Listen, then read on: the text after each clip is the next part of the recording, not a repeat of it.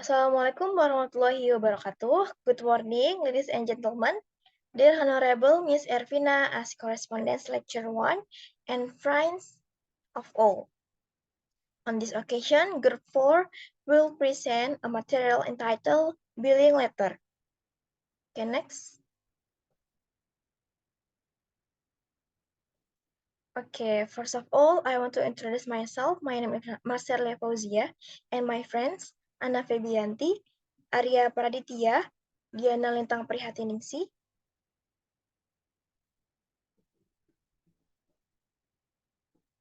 Faiza Rahma Wijaya, and Laraina Maritza. Next. Okay, here is the table of content of our group. The first is definition of billing letter. Second, function and purpose of billing letter. Third, types of billing letter. Four, important information in the billing letter. Five, part of the letter. And the sixth, conclusion.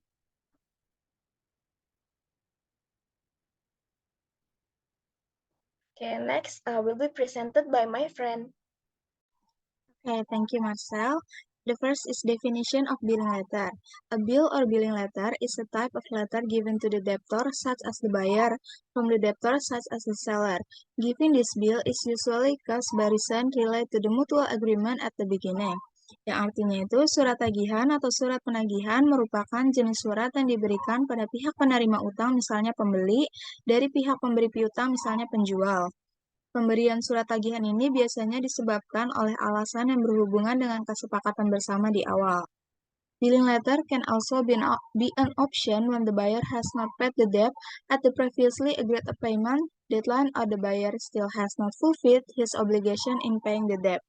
Surat tagihan juga bisa menjadi opsi pada saat pihak pembeli belum membayar utangnya di batas waktu pembayaran yang sudah disepakati sebelumnya, atau pihak pembeli masih juga belum menunaikan kewajibannya dalam membayar utang. Based on this definition, a billing letter is generally made when there is an account payable. However, the sending of this letter is agreed upon by both parties. Berdasarkan pengertian tersebut, surat penagihan pada umumnya dibuat ketika terdapat hutang usaha. Namun, pengiriman surat ini sudah disepakati oleh kedua belah pihak. So, the example when the buyer has not made payment according to the agreed agreement, the business owner can agree and send a bill so that the buyer can settle his obligation. Jadi, contohnya itu ketika pembeli belum melakukan pembayaran sesuai perjanjian yang telah disepakati, maka pemilik usaha dapat membuat dan mengirimkan tagihan agar pembeli dapat menyelesaikan kewajibannya tersebut. The next slide is present with my friend. Thank you, Diana. Now I will explain about the function and purpose of billing letter. 1. Giving warning. Billing letters are used to give warning to buyers who have not paid their bills or debts. It is the first step in the billing process that gives the buyer the opportunity to pay before further billing steps are taken. Atau bisa kita artikan juga, memberikan peringatan. Surat penagihan ini digunakan untuk memberikan peringatan kepada pembeli yang belum membayar tagihan atau utang mereka. Ini juga langkah pertama dalam proses penagihan yang memberikan kesempatan kepada pembeli untuk membayar sebelum langkah-langkah penagihan lebih lanjut diambil. 2. Ensuring timely payment. The main purpose of billing letter is to encourage buyers to pay their bill as soon as possible. By providing a written warning, the company or seller hope to increase the chance of timely payment. Atau memastikan pembayaran tepat waktu. Tujuan utama surat penagihan itu adalah untuk mendorong pembeli agar membayar tagihan mereka sesegera mungkin dengan memberikan peringatan tertulis. Perusahaan atau penjual berharap dapat meningkatkan peluang pembayaran tepat waktu. 3. Reminding the buyer. Billing letters also serve as a reminder to buyers regarding their payment obligation. Sometimes, customer can forget or neglect payments, and billing letter help to remind them of their financial obligation. Atau mengingatkan pembeli. Surat penagihan juga berfungsi sebagai pengingat pada pembeli mengenai kewajiban pembayaran mereka. Kadang-kadang pelanggan dapat juga lupa atau mengabaikan pembayaran, dan surat penagihan membantu mengingatkan mereka tentang kewajiban finansial mereka. 4. Creating a written record. By sending a billing letter, the seller creates a written record that can be used as proof that they have given the buyer formal notice of the payment arrears. This can be used as a basis of further billing is required. Atau membuat catatan tertulis. Dengan mengirim surat penagihan, penjual menciptakan catatan tertulis yang dapat digunakan sebagai bukti bahwa mereka telah memberikan pemberitahuan resmi kepada pembeli tentang tunggakan pembayaran. Ini digunakan sebagai dasar jika penagihan lebih lanjut diperlukan. 5. Avoiding legal step. In some cases, billing letters may also include threats of legal consequences if payment is not made immediately. The purpose of this threat is to encourage the buyer to pay their debt and avoid further legal action. Atau bisa diartikan juga menghindari langkah-langkah hukum. Dalam beberapa kasus, surat penagihan juga dapat mencakup ancaman konsekuensi hukum jika pembayaran tidak segera dilakukan. Tujuan dari ancaman ini adalah untuk mendorong pembeli agar membayar utang mereka dan menghindari tindakan hukum lebih lanjut. 6. Maintaining business relationship. While billing letters have the serious nature of demanding payment, they can also be designed in such a way that they maintain a business relationship with the customer. This is important to maintain the company reputation and minimize the risk of losing customer. Atau mempertahankan hubungan bisnis. Meskipun surat penagihan memiliki sifat yang serius dalam menuntut pembayaran, tapi juga dapat dirancang sedemikian rupa sehingga tetap menjaga hubungan bisnis dengan pelanggan. Ini penting juga untuk mempertahankan reputasi perusahaan dan meminimalkan resiko kehilangan pelanggan. Okay, the next slide will be presented by my friend. Okay, so there is 3 types of billing letter. The first is reminder billing letter. It is written on assumptions that customer forgets to make the payment. General assumptions like money problems or medical issues are made. Always use a friendly manner to write it. Jadi di sini tuh tertulis asumsi bahwa pelanggan itu lupa untuk melakukan pembayaran. Asumsinya itu asumsi umum kayak masalah keuangan atau masalah medis. Dan dalam penulisan suratnya pun juga harus menggunakan cara yang ramah. The second is inquiry billing letter. As the name suggests, the main purpose of this type of letter is to inquire. The writer wants to ask the reason for the late payment. Here, the writer can also provide payment options in this letter. This helps to maintain a good relationship with the customer. Seperti namanya, tujuan utama dari jenis surat ini itu adalah untuk menanyakan. Jadi dalam hal ini perusahaan tuh dapat menanyakan alasan kenapa pelanggan tersebut itu terlambat dalam melakukan pembayaran. Dan di dalam surat ini juga penulis dapat memberikan opsi pembayaran karena hal tersebut juga dapat membantu untuk menjaga hubungan yang baik dengan pelanggan. The last one is ultimatum billing letter. The writer mentioned the action which can be taken in case of failure of payment of the loan. One chooses the logical and fair statement. Various punishment like debarring from further business, legal actions are stated in this letter. Dalam hal ini, perusahaan juga dapat menyebutkan tindakan apa yang dapat diambil jika terjadi kegagalan dalam hal pembayaran. Dalam surat ini juga harus menggunakan pernyataan yang logis dan adil, dan juga berbagai hukuman seperti larangan untuk melakukan bisnis lebih lanjut ataupun tindakan hukum dapat disertakan dalam surat ini. For the cable next slide. Next slide will be presented by my friend. Okay, next material is important information in the billing letter. The first one is what is owed. Clearly explain the total amount owed by the debtor. Include the principal amount, interest if applicable, and late fees if applicable. Jadi di sini ada hal-hal penting yang harus ada di surat penagihan. Yang pertama itu adalah apa yang terutang. Kita harus menjelaskan dengan jelas jumlah utang yang harus dibayarkan oleh pihak yang berhutang dengan mencantumkan jumlah utang pokok, bunga jika ada, dan denda keterlambatan jika berlaku. The next one is itemized breakdown of the debt.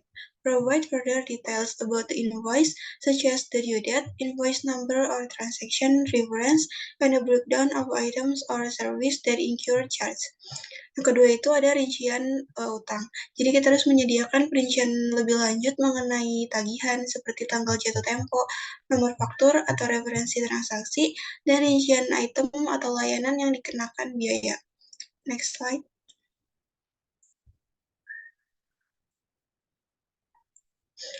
Okay, the next one is how to pay the debt. Give clear instruction on how to make the payment, specify the paying account for transfer, the address for sending checks or draft, or any other acceptable payment methods. Yang ketiga itu adalah gimana caranya membayar hutang. Kita harus memberikan instruksi yang jelas mengenai cara pembayaran dengan menyebutkan rekening bank yang harus ditransfer, alamat untuk mengirim cek atau giro, atau metode pembayaran lainnya yang dapat diterima. The next one is payment due date. Specify the payment due date or deadline. Explain that the absence of payment by date that will result in the escalation of further action. Yang keempat itu adalah tanggal jatuh tempo. Kita harus menentukan tanggal batas pembayaran atau tanggal jatuh tempo dengan menjelaskan bahwa tidak adanya pembayaran pada tanggal tersebut akan mengakibatkan tindakan lebih lanjut. Next slide. Okay, the last one is consequence of non-payment. Explain the potential consequence if the debtor fails to make timely payment. This may include late payment penalty. Clarify that a late payment penalty will be imposed if the payment is not received after the due date. Service or product suspension.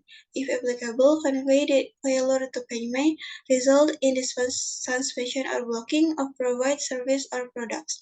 Legal action. Provide a warning that if the debt remains unpaid, legal action may be taken. Lalu yang terakhir itu adalah konsekuensi jika tidak membayar. Dengan menjelaskan konsekuensi yang mungkin terjadi jika pihak yang berutang tidak membayar tepat waktu. Yang pertama itu ada denda keterlambatan. Kita harus menjelaskan bahwa denda keterlambatan akan dikenakan jika pembayaran tidak diterima setelah tanggal jatuh tempo. Yang kedua itu adalah memblokir layanan atau produk. Nah, jika berlaku, kita harus menyampaikan bahwa tidak membayar dapat mengakibatkan penangguhan atau pemblokiran layanan atau produk yang diberikan. Lalu yang terakhir itu adalah tindakan hukum, dengan memberikan peringatan bahwa jika hutang tidak dilunasi, pihak yang berhutang dapat menghadapi tindakan hukum untuk pemulihan hutang. Okay, the next slide will be presented by my friend.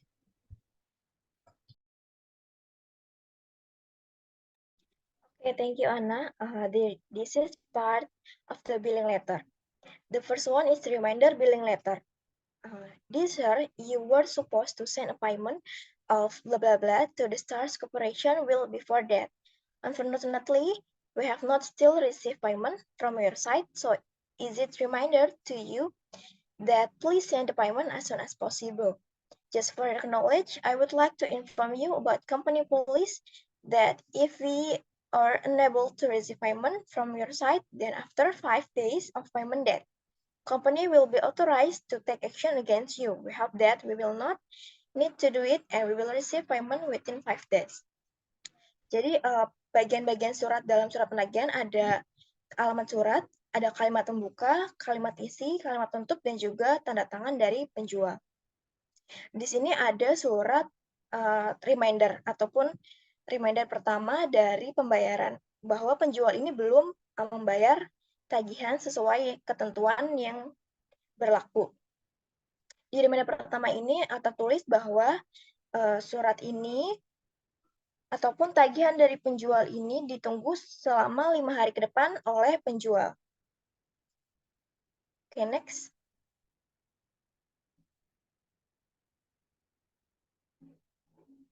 Okay, the second is reminder second billing letter. Oke, di sini ada surat reminder yang kedua ataupun lagi-lagi diingatkan kembali kepada pembeli untuk membayar sejumlah tagihan mereka. Di sini tertulis, you have not notified us of any reason for non-payment of this amount.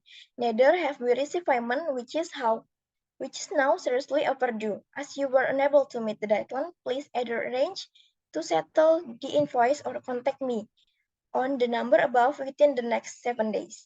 Jadi di sini penjual kembali lagi menunggu selama 7 hari ke depan. Kenapa kenapa pembeli ini belum membayar sejumlah hutangnya? Oke, next.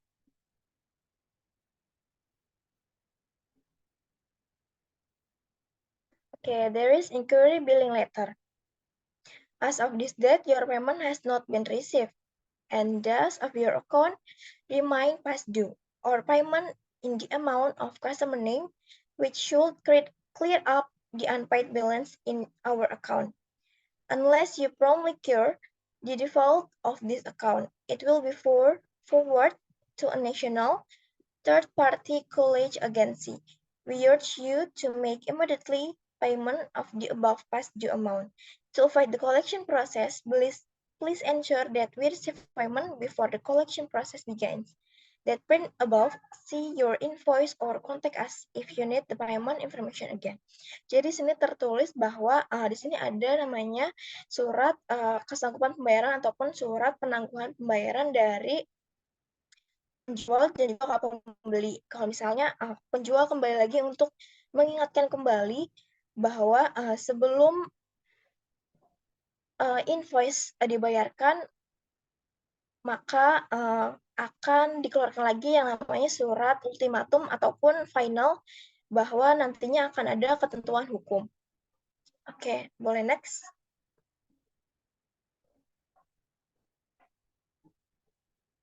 Okay, the last one is ultimatum billing letter. We are disappointed that you have not taken the initiative to make reasonable arrangement to resolve your delinquent balance. If we not receive payment in full of the entire delinquent balance by July 1, 2017, your file will be referred to our attorney for possible legal action. If you wish to avoid legal action against your company and the possibility of incurring court costs, attorney's fees, and considerable inconvenience, remind certified one for blah blah blah or contact me at 555 to discuss reasonable arrangement to do so. If this matter is not resolved by July 1, 2017, all further correspondence will need to be made through our attorney. Thank you for your prompt attention to this matter. Jadi di sini merupakan surat di mana udah mulai menjurus ke ranah hukum. Di sini tertulis bahwa kami kecewa karena pembeli ini tidak mengambil inisiatif untuk membuat pengaturan yang wajar untuk menyelesaikan tunggakan saldo. Nah, jika penjual belum menerima pembayaran penuh atas seluruh saldo tunggakan hingga tanggal 1 Juli 2017, maka berkas pembeli ini akan dirujuk ke pengacara penjual untuk kemungkinan diambil tindakan hukum.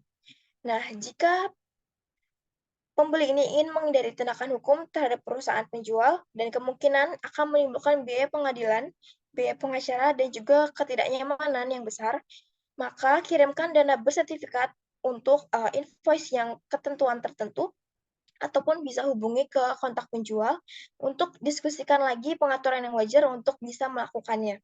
Nah, jika masalah ini tidak bisa terselesaikan paling lambat tanggal 1 Juli 2017, maka semua data-data pembeli akan lebih lanjut melalui pengacara ataupun tindakan hukum.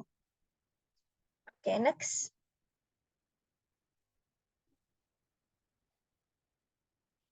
Okay, in this slide, will be presented by my friend.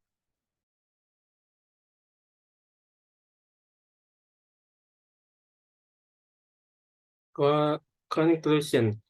In order to understand a billing letter, we can conclude that this collection letter is given to the party who owes the debt, such as the buyer from the party who gave the debt, the seller.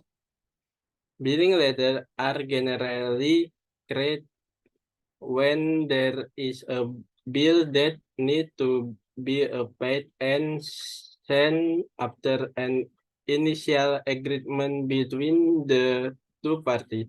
The mentioned function and purpose of this collection letter is to provide a warning to buyers who have not paid their bills, encourage timely payment, remind buyer of payment obligation, create a written record as proof of formal notification, avoid legal action, and maintain business relationship. Jadi dalam rangka memahami billing letter, kita dapat menyimpulkan bahwa surat penagihan ini diberikan kepada pihak yang berutang. Dan seperti pembeli, dari pihak yang memberi hutang seperti penjual juga. Billing letter umumnya dibuat ketika ada tagihan yang harus dibayar dan dikirim kepada setelah kesepakatan awal antara kedua belah pihak. Fungsi dan tujuannya yang utama dari surat penagihan ini adalah memberikan peringatan kepada pembeli yang belum membayar tagihan mereka, mendorong pembayaran tepat waktu, mengingatkan pembeli bahwa wajib melakukan pembayaran itu, menciptakan catatan tertulis sebagai bukti pemberitahuan formal, menghindari langkah-langkah hukum, dan tetap menjaga hubungan bisnis.